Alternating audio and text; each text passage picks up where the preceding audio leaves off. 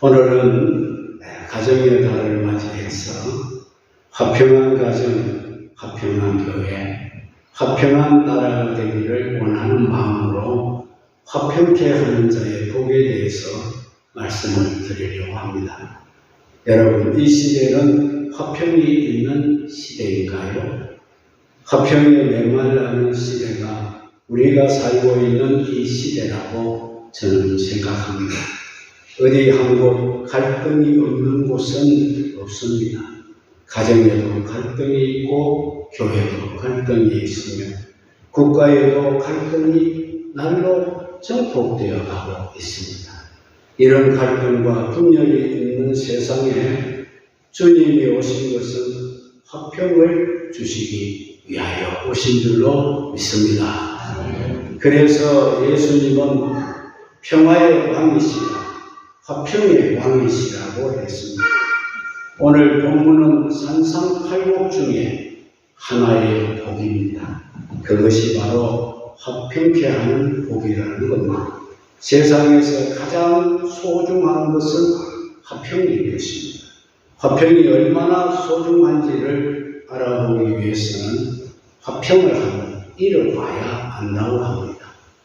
사람은 감정적인 존재이기 때문에 감정이 상하고 마음이 불안하게 되면 살아갈 수가 없는 겁니다. 2차 세계대전 가운데서 전쟁으로 죽은 사람의 숫자보다 전쟁으로 인한 불안한 마음 때문에 죽은 사람의 숫자가 더 많다고 합니다. 중세기 때 흑사병이 세상을 뒤덮을 때에 정작 흑사병으로 죽은 사람이 많지 않고 그 흑사병에 대한 소문을 듣고 두려워서 건너고 죽은 사람이 더 많다는 것입니다. 사람은 화평이 깨진 상태로는 살 수가 없습니다.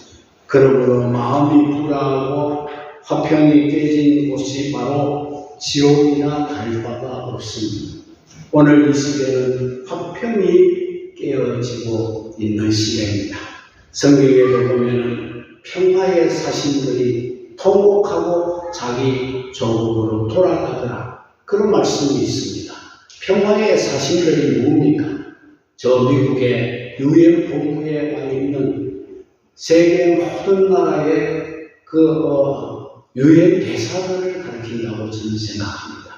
그들은 세계 평화를 위해서 와서 노력하고 있습니다. 그러나 언젠가는 이 평화가 깨어지고 이제 평화의 사신들이 통곡하고 자기 나라로 돌아가는 날이 올 것이다. 온갖 불화와 갈등이 난무한 시대입니다. 가족 간에, 부모의 자식 간에, 또 부부 간에, 형제 간에 얼마나 불화가 많습니까? 요즘은 경제적인 어려움 때문에 갈등이 더 심해집니다. 그래서 가정이 깨지는 경우가 이전보다 훨씬 더 많아졌습니다.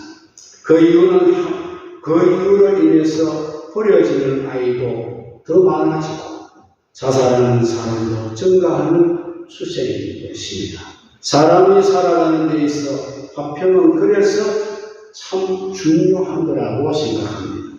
사람의 마음이 얼마나 불안하면 자살로 자기의 목숨을 버리겠습니까? 지난 한 해 동안 우리나라에서 자살한 사람이 자그만치 8,632명이나 되었다고 합니다. 이 수치는 해마다 10%씩 증가하고 있는 것이 문제입니다. 하루 1시간당 한 명꼴로 스스로 자기 생명을 끊는 것입니다. 전 국민을 상대로 조사를 해보니 47.5%가 자살 충동을 느낀 적이 있다, 이렇게 대답을 했습니다. 사람은 마음이 불안하고 화평이 깨지면 제일 먼저 죽음을 생각하게 됩니다. 내가 죽어버리면 되겠다, 그런 생각을 한다는 것입니다. 화평은 그렇게 소중한 거라는 겁니다. 그래서 주님도 화평에 대해서 말씀을 하십니다. 주님은 화평케 하는 자는 복이 있는 자라고 했습니다. 했습니다.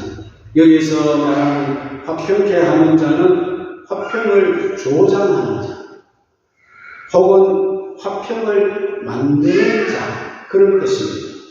복 있는 사람이 누굽니까? 화평을 조장하는 사람 또는 화평을 만들어내는 사람이 복이 있다, 그 말입니다. 늘 불화를 조장하고 불평을 만드는 사람은 복 있는 사람이 아닙니다. 화평케 하는 사람은 어디로 가든지 화평을 만드는 것입니다. 화평한 분위기를 조장하는 것입니다. 그래서 그 사람이 있는 곳에는 화평이 있고 미움이 사라지고 분쟁도 사라지고 시기와 질투도 없어지게 되는 것입니다. 이런 사람이 복 있는 사람인 것입니다. 여러분들도 다 화평을 조장하고 화평을 만드는 사람이 되어서 복 있는 사람이 되시기를 주의 이름으로 축복합니다. 그래서 첫째로 생각해 볼 것은 세상에서 가장 소중한 것은 화평이라는 것입니다. 화평이라는 말은 평강 혹은 안녕, 화목 이런 뜻이 있습니다. 이 화평은 히브리 말로는 살롬입니다. 살롬. 히브리 사람들은 만날 때마다 살롬. 헬라 말로는 에이레네입니다. 영어는 피스라고 하죠. 이 화평이 세상에서 가장 소중한 복이라는 겁니다. 평화의 반대는 전쟁, 가난, 갈등, 정오, 불화 이런 것입니다. 말만 들어도 우선 정신이 혼잡해지는 겁니다. 그래서 히브리 사람들은 화평을 세상에서 가장 소중한 복으로 생각을 했습니다. 그래서 만날 때마다 살롬 이렇게 했습니다. 그것은 그들이 순환의 역사를 살아오면서 터득한 지혜인 줄로 압니다. 히브리인들은 3,700년 동안이나 외침을 받아왔고 많은 고통과 피난 생활과 압박과 서러운 그런 생활을 했던 민족입니다.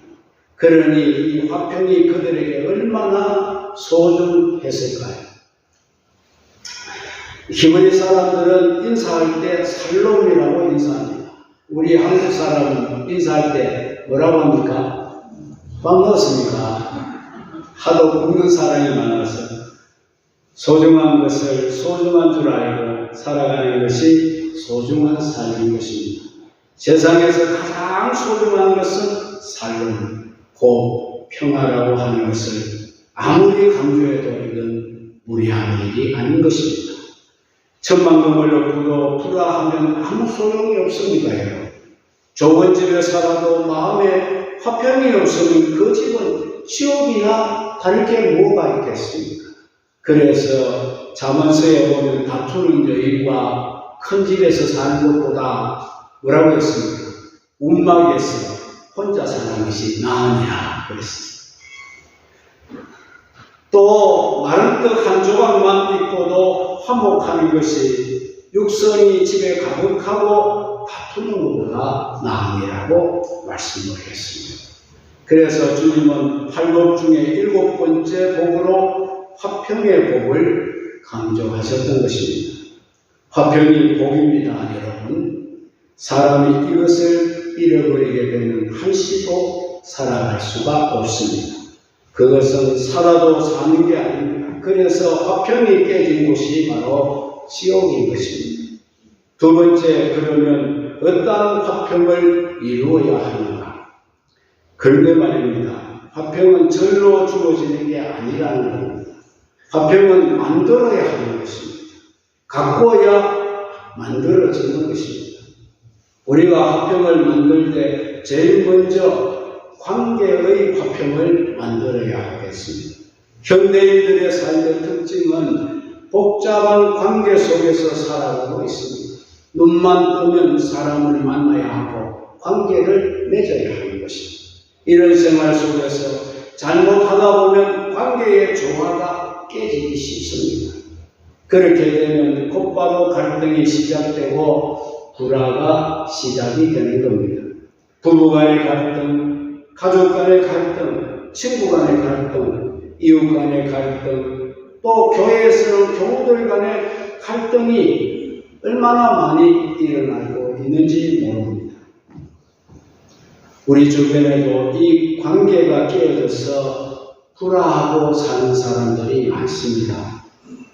그래서 불화하고 갈등하며 마음이 상하여 사는 사람들이 한둘이 아닌 것입니다. 여러분, 그런 생활이 얼마나 힘들겠습니까? 한번 생각해 보시죠. 저 사람 만나면 가슴이 답답하고, 저 사람 만나면 왠지 마음이 떨리고, 저 사람 만나면 호기가 싫어지고 피하고 싶고, 그러면 어떻게 한 집에 살며, 어떻게 한 교회를 섬기고 살며, 어떻게 사회생활을 같이 할 수가 있겠습니까? 여러분, 그런 생활이 얼마나 힘듭니까? 그런데 말이죠, 이 화평을 깨는 사람이 있습니다. 사람을 불화하게 만드는 고약한 사람들의 것입니다. 참 묘합니다. 그 사람이 개입하면 꼭 불화가 생깁니다. 그래서 그렇게 잘 모이던 모임도 다 깨지고 맙니다. 그리고 사람들의 마음을 다 불화하게 만듭니다. 그런가 하면 어떤 사람은 화평을 만들며 사는 사람이 있습니다. 불화했던 곳에도 그 사람이 들어가면 화평하게 되어지는 것입니다. 갈라진 곳에 그 사람이 들어가면 연합을 이루게 되는 것입니다. 참 중요한 역할입니다. 그래서 성경은 화평케 하는 자는 복이 있다 말씀하신 것입니다. 얼마나 좋습니까? 이런 사람이 많으면 많을수록 건강한 사회가 되고 건강한 교회가 되고 건강한 나라가 되는 줄로 믿습니다. 미국이라는 나라도 문제가 없는 나라가 아닙니다. 어떻게 보면 미국이 참 문제가 많습니다. 그러나 미국이라는 나라는 세상에서 가장 또 건강한 나라이기도 합니다. 우리 보통 나라들은 상류층에서 부패를 합니다. 하류에 있는 사람들은 그렇게 부패를 많이 하지 않습니다. 그러나 미국은 상류층은 깨끗합니다. 하류층이 부패합니다. 이게 다릅니다. 한 나라를 우리가 평가할 때 겉으로 나타나는 현상이나 부정적인 모습들만 보고 쉽게 판단을 해서는 안 됩니다. 보다 깊은 부분, 이를테면 쉽게 눈에 보이거나 나타나지 않는 부분을 보아야 한다는 것입니다. 오늘의 미국이 그래도 건강한 것은 그 나라는 자원봉사자들이 그렇게 많습니다. 그들의 통계에 의하면 국민의 54%가 자원봉사자들이라고 합니다. 이 사람들은 일주일에 3시간 내지는 9시간을 무보수로 사회 각 분야에서 땀 흘려가면서 수고하고 봉사하는 자들입니다. 도움이 필요한 사람을 찾아가서 손발이 되어주는가 하면 그들에게 필요를 채워주는 사람들입니다. 그러니 미국 시민들의 정신이 얼마나 건강하겠습니까? 우리 눈으로 볼 때 미국 사회는 부정적인 모습들이 많이 보이고 무질서한 것 같아도 그렇게 강력한 나라를 만들고 살고 있는 것은 결코 우연한 일이 아닌 것입니다. 묵묵히 수고하고 땀 흘리는 정신을 가진 국민들이 많이 있기 때문입니다. 그래서 그들은 지금도 선진국 국민으로 잘 살아가고 있습니다. 일본이 자랑하는 것 가운데 히카리라는 신칸센 기차가 있습니다. 이 기차는 매우 빠르다고 합니다. 그래서 히카리라고 부릅니다. 이 히카리라는 말은 빛이라는 말입니다. 이 기차가 이렇게 빠른 이유는 맨 앞차에만 엔진이 달려있는 것이 아니라 칸칸마다 다 엔진을 하나씩 달고 있습니다. 그래서 시동을 탁 걸면은 전체 객차에서 엔진이 동시에 걸리면서 기차가 출발하게 되면은 여러 개의 엔진이 일제히 가동되어서 강력한 추진력이 생겨 빨리 빛과 같이 달리는 기차입니다. 이것이 바로 평화와 같은 것입니다. 모두 같이 움직이니까 빠른 것입니다. 그런데 만일 그 중에 하나가 고장이 나서 삐걱거리게 되면 나머지 모두가 지장을 받는다는 것입니다. 그래서 화평이 소중하다는 것이죠. 가정이나 교회나 국가가 화평하게 되면 과속이 붙게 되는 것입니다. 힘이 솟아나게 되는 것입니다. 그런 것은 발전하고 건강해지고 힘있게 전진하게 된다는 것입니다. 그래서 화평제하는 자가 복이 있다는 겁니다. 또 영적인 화평도 이루어야 합니다. 관계의 화평도 중요합니다만 그보다 더 중요한 것은 영적인 화평인 것입니다. 초막이나 다름없는 초라한 집에 살면서도 천국같이 살 수 있는 것은 영적인 화평이 이루어졌기 때문인 줄로 믿습니다. 이웃이나 가족이나 친구와의 관계도 잘 이루어져야 하겠지만 그보다 더 소중한 것은 하나님과의 관계를 잘 이루어야 한다는 것입니다. 그래야 영적인 화평이 이루어지는 것입니다. 이 영적인 화평의 소중함은 임종이 가까워지면 더 확실하게 느껴진다는 것입니다. 임종 시간에 가장 필요한 것은 영적 화평인 것입니다. 곁에 사랑하는 아내가 있고 아들, 딸이 있고 형제가 있고 또 좋은 집이 있고 많은 돈도 있고 이게 별로 중요하지 않다는 것입니다. 도움이 되지 않습니다. 그래서 재물은 환난 날에 도움을 줄 수 없다. 잠언성경에 나와 있습니다. 그때 오직 힘이 되는 것은 하나님과의 관계입니다. 하나님과의 관계가 평화하다면, 화평하다면 평안하게 잠들 수가 있습니다. 오늘날 현대인들에게는 이 부분에 문제가 많습니다. 하나님과의 관계에서 매우 거리가 멉니다. 그래서 사람들이 평안하게 잠을 이루지를 못하고 불면증으로 시달리고 있는 것입니다. 모두 영적인 갈등을 느끼고 살고 있습니다. 이것은 곧 영적인 평화를 이루지 못해 그렇습니다. 사람은 누구나 영적인 갈등이 있고 두려움이 많은 존재라는 것입니다. 이런 사람들을 우리가 전도해서 하나님과의 관계를 회복시켜주고 영적으로 화평을 누리게 해주는 이 일만큼 또 중요한 일은 없는 줄로 믿습니다. 그래서 바울은 평생을 전도하는 일을 했고 마지막에 가서 그가 남긴 말이 무엇이지? 이제 그거는 나를 위해 의의 멸관이 예비되었도다 라고 했습니다. 그리고 또 하나 우리는 정신적 평화도 이루어야 합니다. 사람이 정신적인 자유를 누리고 평화를 누린다는 것은 대단히 큰 축복을 누리고 있는 것입니다.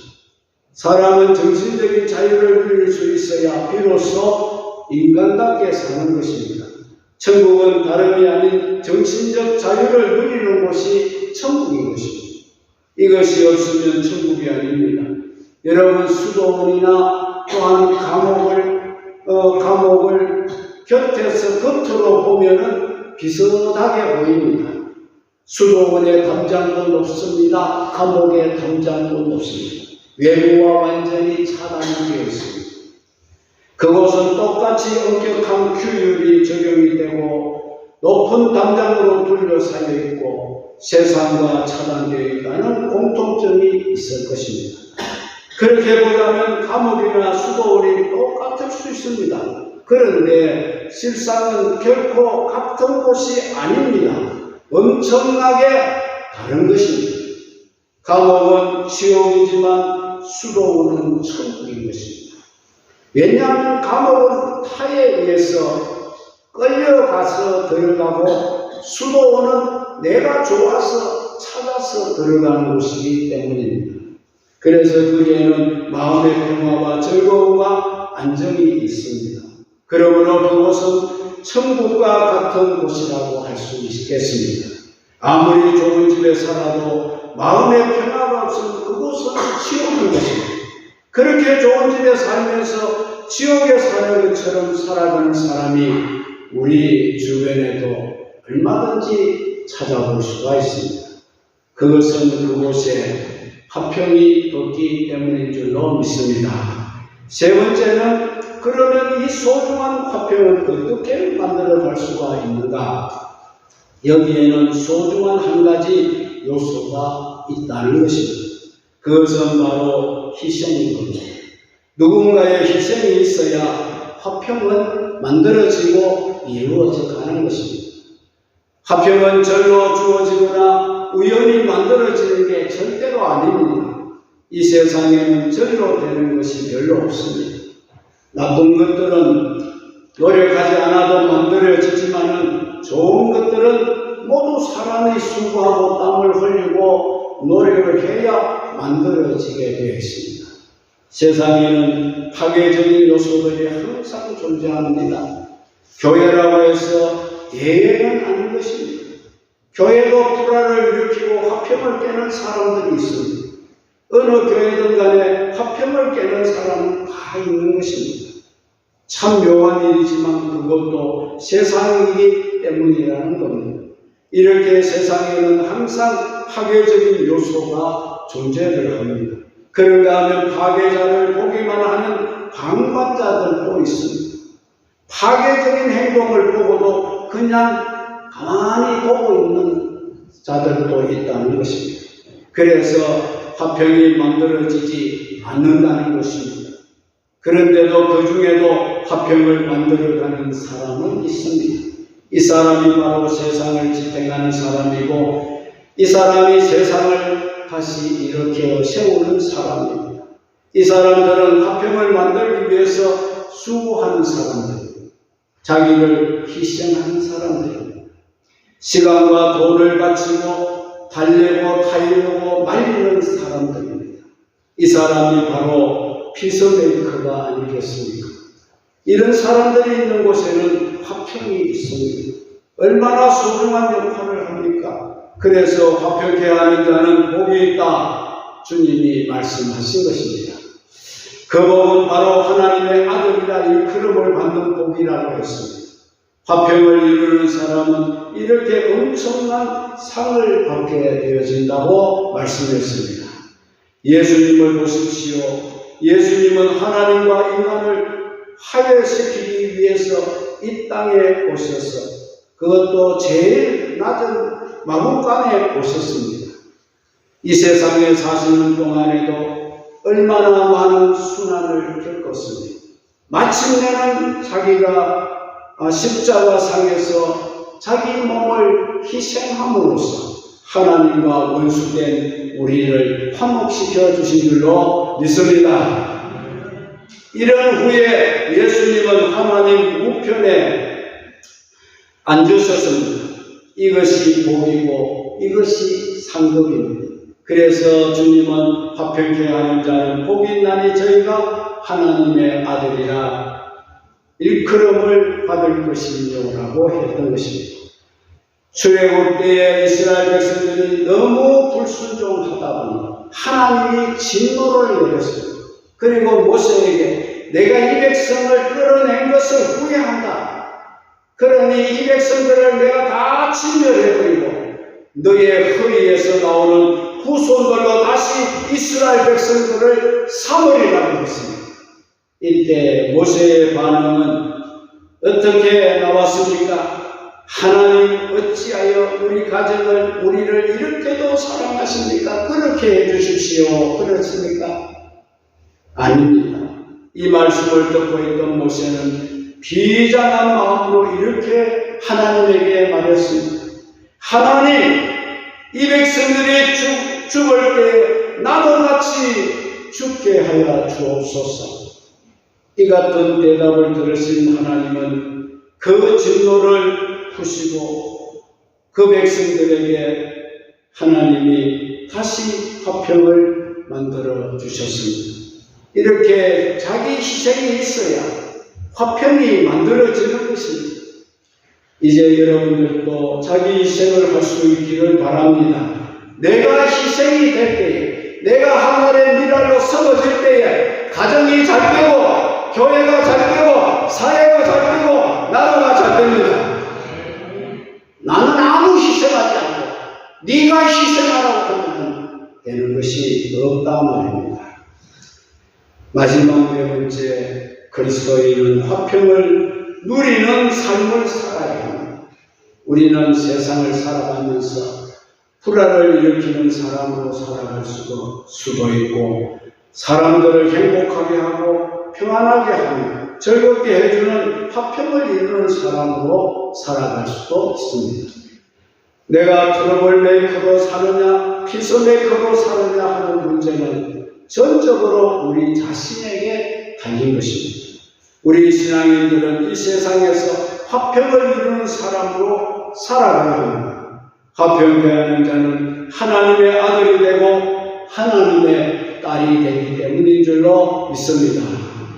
그러므로 우리도 성 프란체스코 기도문같이 살 필요가 있습니다. 이것은 우리가 살아가는 세상에서 신앙인들의 생활 철학을 담은 의식이 있는 기도이기 때문에 여러분이 잘 알고 계시지만 다시 한번 되새겨 봅니다. 주여 나를 당신의 도움으로 써주소서. 미움이 있는 곳에 사랑을, 다툼이 있는 곳에 용서를, 분열이 있는 곳에 일치를, 의혹이 있는 곳에 신앙을, 그릇됨이 있는 곳에 진리를, 절망이 있는 곳에 희망을, 어둠이 있는 곳에 빛을, 슬픔이 있는 곳에 기쁨을 가져오는 자가 되게 하소서. 위로받기보다는 위로하고, 이해받기보다는 이해하며, 사랑받기보다는 사랑하게 하여 주소서. 우리는 줌으로써 받고 용서함으로써 용서받으며 자기를 버리고 죽음으로써 영생을 얻게 되기 때문입니다.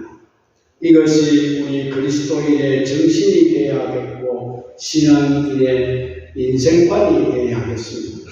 그리고 이 정신을 가지고 살아갈 때에 하나님의 아들의 일컬음을 받게 되는 줄 압니다.